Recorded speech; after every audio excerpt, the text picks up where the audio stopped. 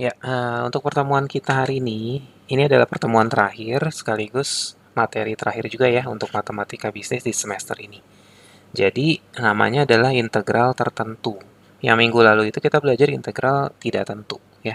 Jadi sebenarnya masih mirip ya konsepnya itu menghitung integral juga, cuma fungsinya yang beda.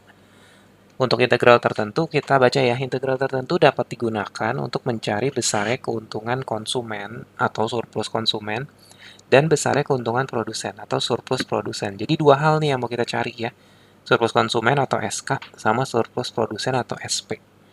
Nah, sekarang pengertian singkatnya, surplus konsumen itu merupakan keuntungan yang diperoleh konsumen karena harga pasar atau PE di bawah kemampuan daya belinya. Jadi, yang namanya surplus itu kan pasti untung ya. Keuntungan bagi si konsumen. Keuntungannya tuh karena apa nih? Nah, jadi gini ya ilustrasinya. Jadi misalnya seorang konsumen, misalnya kita deh sebagai konsumen ingin membeli sebuah baju, kemudian kita memperkirakan bahwa harganya itu misalnya 100.000 nih. Jadi kita udah nyiapin uang 100.000 untuk beli baju. Ternyata setelah kita sampai di tempatnya, harganya itu lebih murah. Anggaplah misalnya cuma 80.000 gitu ya. Berarti kan harga jual itu di bawah kemampuan daya beli kita ya. Jadi kita mampu beli 100.000 nih, tapi ternyata di pasaran harganya lebih murah. Nah, otomatis kan kita untung kan. Untungnya misalnya kalau dalam kasus tadi ya 20.000 selisihnya. Seperti itu ya. Itu gambaran gampang dari surplus konsumen, di mana harga pasar itu lebih rendah daripada yang kita perkirakan atau yang kita siapkan gitu uangnya ya. Kemudian menghitung surplus konsumen, di sini ada catatannya ya. Jika mencari surplus konsumen, maka harus menggunakan fungsi permintaan. Karena kan fungsi permintaan itu identik dengan konsumen, ya. Jadi jangan sampai terbalik. Kemudian jika fungsi permintaannya bentuknya P sama dengan, ini juga dibagi lagi nih, ada dua rumus ya. Ada rumus A, rumus B. Rumus A itu dipakai kalau fungsinya P sama dengan rumusnya yang ini, ya.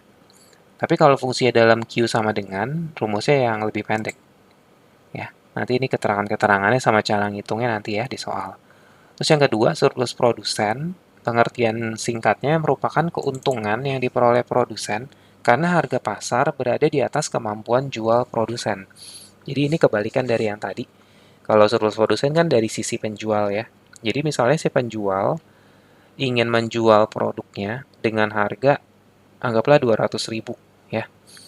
Nah, kemudian ternyata di pasaran barang tersebut dihargainya lebih tinggi. Anggaplah misalnya 250.000 nih. Karena anggaplah misalnya kayak permintaan lebih lagi tinggi ya.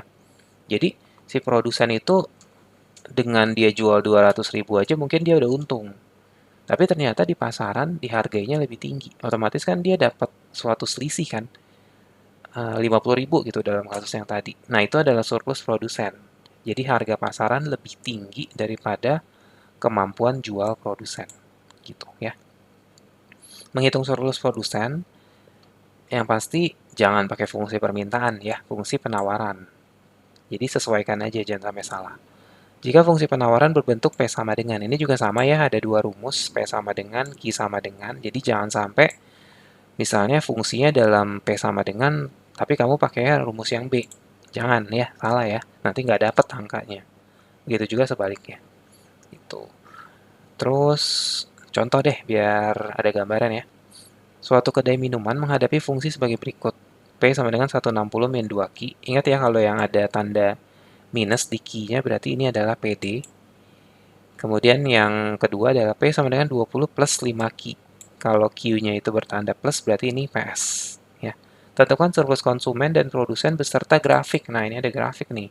Di UAS ini mungkin salah satu yang ada grafiknya ya materi ini aja yang kayaknya yang kemarin-kemarin nggak ada grafik deh ya.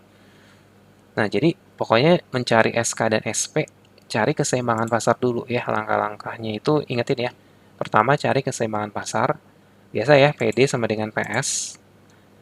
Tinggal kamu samain, pindah-pindah ruas, dapat QE 20, PE 120 ya. Pokoknya mencari P itu masukin ke salah satu persamaan. Bisa yang ini, bisa yang PS. Ya hasilnya nanti sama. Gitu. Surplus konsumen, karena fungsinya. Oh iya, ini kan fungsinya dalam P sama dengan nih. Berarti nanti pakai rumusnya itu yang A ya. baik SK maupun SP. Tuh ya, P sama dengan. Berarti yang ini nih yang kita pakai. Kita lihat lagi. Nah, di sini kan QE 0 ini fungsinya, kurangin QE PE. Terus ini kan tadi QE-nya udah ada angkanya kan, nih udah dapat nih 20. Berarti ya udah 20, bawahnya 0. Ini fungsi FQ DQ ini nih maksudnya ini adalah fungsi yang kita pakai apa nih? Kan kita mencari surplus konsumen. Berarti kan ini kan PD. Pindahin 160 min 2Q. Kurangin QE kali PE kan tinggal kali aja kan. QE PE gitu ya. Kemudian yang diintegralkan itu cuma sampai sini ya. Nih yang ini aja nih yang diintegralin, yang belakang nggak usah. Jadi 160 itu integralnya kan 160Q ya. Min 2Q sama aja 2 per 2 ya. Atau 1Q kuadrat. Ingat ya integral itu kan pangkatnya nambah 1. Kemudian angka depannya dibagi sama pangkatnya yang ditambah 1 tadi. Gitu ya. Kemudian karena ini udah dalam bentuk integral kan jadi nggak ada lambang ini lagi. Gantinya pakai kurung aja. Zoom dulu ya. Terus kemudian ada batasnya kan, batas atasnya 20, batas bawahnya 0. Kurangin 2400 dari perkalian ini ya. Nah, terus caranya kalau ada limit-limit seperti ini ya, 20 0. Berarti kan pertama kita masukin angka 20-nya ke Q. Ya, jadi Q yang di sini nih ganti 20 dulu nih dua-duanya. Terus 60 kali 20 min 20 kuadrat. Kemudian sebenarnya yang angka 0 ini juga dicari. Tapi kan kalau angka 0 ini dimasukin jadi kayak gini ya. 160 kali 0 kurangin 0 kuadrat. Hasilnya udah pasti 0 kan yang di sini. Jadi sebenarnya ini nggak ditulis pun nggak masalah ya. Karena hasilnya memang udah pasti 0. Kalau begini ya, 20 0. Kalau 20 terus bawahnya ada angka ya mau nggak mau harus dijabarin ya. Hitung lagi. Kurangin 2400, hasilnya 400. Itu SK ya. Kemudian yang produsen, rumusnya itu lihat perbedaannya QEPE-nya tuh di depan ya. Kalau yang SP, jadi jangan samain ya, jangan di rumusnya jangan yang ini juga. Pokoknya surplus itu tidak bisa minus, jadi hasil terakhirnya ini pasti positif, kan surplus ya. Nah, di sini 20 kali 1 20 sama, QE-nya 20, bawahnya 0, cuma beda fungsi karena fungsi surplus produsen pakainya PS. Yang ini nih. 20 plus 5Q. Lihat, 20 plus 5Q. Langsung cari integralnya aja. 20 itu kan 20Q kan. 5 itu 5 per 2 Q kuadrat. Nih, 5 per 2 itu kan 2 setengah. Terus 20, 0. Sama kayak tadi, 2400 min, mula-mula Q-nya ganti 20 kan. 20 kali 20, belakangnya juga kali 20. Nah, yang belakang sebenarnya kan masih ada kan. Ini kan dikurang lagi kan, kurangin. Cuma hasilnya kan 0 juga. Jadi nggak usah ditulis aja. Langsung aja yang ini. Hasilnya 1000. Ya, nanti perhitungan-perhitungannya tolong dicek ulang ya, takutnya saya ada salah itu ya. Nah, ini udah dapat nih. SK 400, SP 1000. Ya, sebenarnya udah terjawab tuh. Udah terjawab sampai sini ya, tapi dia minta grafik kan tadi. Mencari grafik ya pada dasarnya sama aja kayak pas UTS, mencari koordinat dulu dari fungsi-fungsi yang tersedia. Karena ini fungsi linear ya udah gampang aja kan, kalau Q-nya 0, berarti P-nya 160. Koordinatnya 0,160 ya, Q, P. Kalau P-nya 0, Q-nya 80 ya. Ganti aja PD di sini dengan 0. Dapat 80, 80,0. Itu gambarnya yang di garis merah ini nih. Lihat. Bentar. Ini kan awalnya 0,160. Sumbu yang vertikal ini P ya. Yang mendatar ini sumbu Q. Sebenarnya sumbu X ya, tapi kan kalau dalam soal cerita ini adalah Q. Jadi kalau 0,160, 160-nya kan di sini. Terus 80,0, berarti kan 80 di sini. Terus kamu tarik garis yang merah ini. Ya, ini PD. Terus dengan cara yang sama, ini kan kamu cari koordinatnya nih. 0,20, berarti kan di sini 20 sama min 4 di sini. Tarik garis yang biru. PS. Kemudian titik pertemuannya ini kan ini adalah yang keseimbangan ya. Lihat angkanya itu 20 sama 120. Q-nya 20. Nah, ini kan QE-nya 20, PE-nya 120. Kira-kira aja pokoknya ya. Nah, kamu tarik garis nih, boleh putus-putus, boleh juga garis yang tegas gitu juga terserah ya. Kemudian kamu garis. Nah, yang di sini menentukan SK sama SP-nya nih. Pokoknya tuh SK itu adalah area di bawah garis permintaan, tapi di atas harga pasar. Garis permintaan kan yang merah kan? Garis fungsi permintaan yang merah.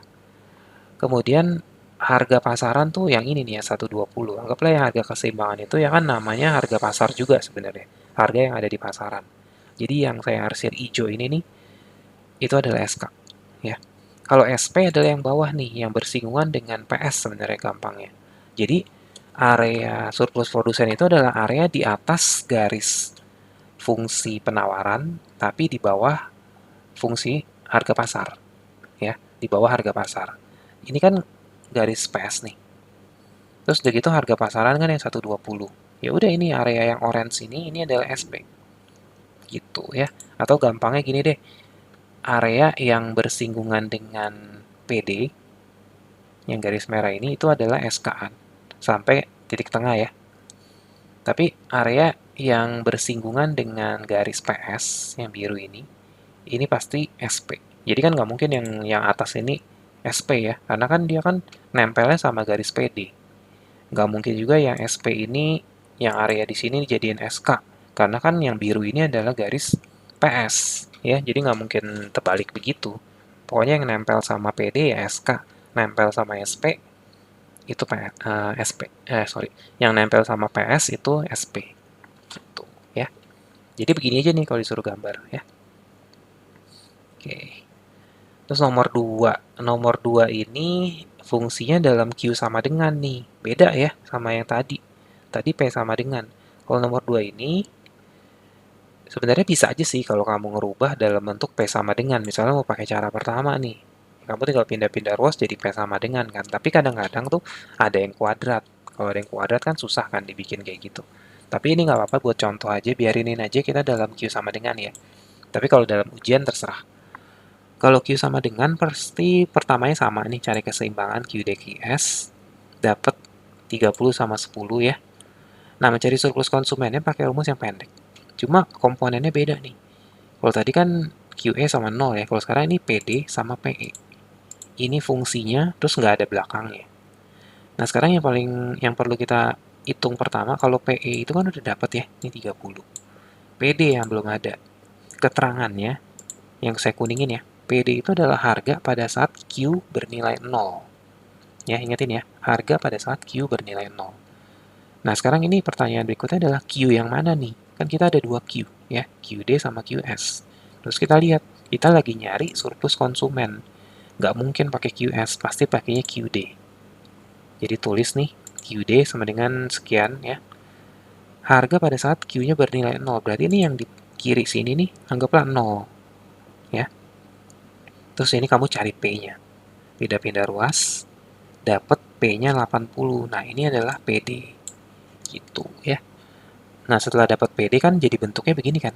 Atasnya 80, bawahnya 30.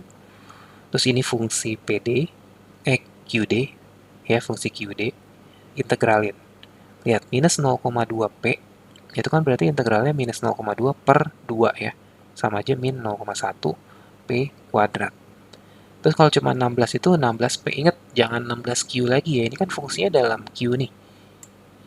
Pasti nanti variabel yang di sini jadi P, gitu kayak kebalikannya aja ya. Karena kan Q sama dengan sekian P gitu. Nah, terus kemudian ini batasnya 80 sama 20. Kemudian sekarang masukinnya karena ini bukan 0 ya, kalau tadi kan QE sama 0.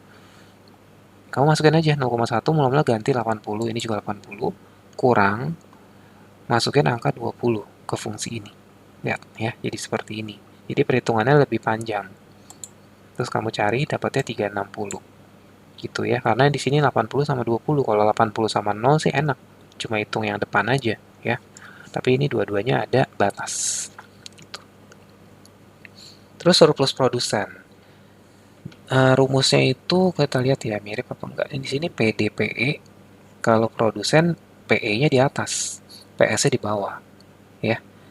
Jadi jangan disamain. Terus ini fungsinya pakai fungsi QS. Nah, di sini kan yang belum dicari adalah si PS kan. PE kan tadi udah cari. PS itu sebenarnya pengertiannya sama, harga saat Q-nya itu bernilai 0, cuma beda fungsi. Q di sini, jangan pakai fungsi yang ini lagi. Jangan yang ini ya, tapi yang QS, yang ini. Lihat. QS sama dengan 0,5P min 5, Q-nya ganti 0, dapat P-nya 10. Ya, ini ya perhitungannya nanti kamu lihat. Pindah-pindah ruas saja. Terus 30 sama 10, ingat pokoknya limit itu tidak mungkin yang atas lebih kecil ya. Pokoknya yang atas tuh yang gede, gampangnya ingetinnya gitu. Jadi ini 30, ini 10, terus kamu integralin ya, ini kan 0,5P sama aja segini kan 0,25P kuadrat min 5P. Batasnya 30 sampai 10. 10 sampai 30 ya bacanya. Nah, terus kamu masukin 0,30, masukin lagi 10, hasilnya seperti ini. Ini kan jadi plus ya, 100 deh. Begitu ya, jadi kalau fungsi dalam Q sama dengan ada perhitungannya seperti ini. Selebihnya ya tinggal masukin rumus aja sih, ya. Seperti itu. Ya mungkin sampai nomor 2 dulu, ya.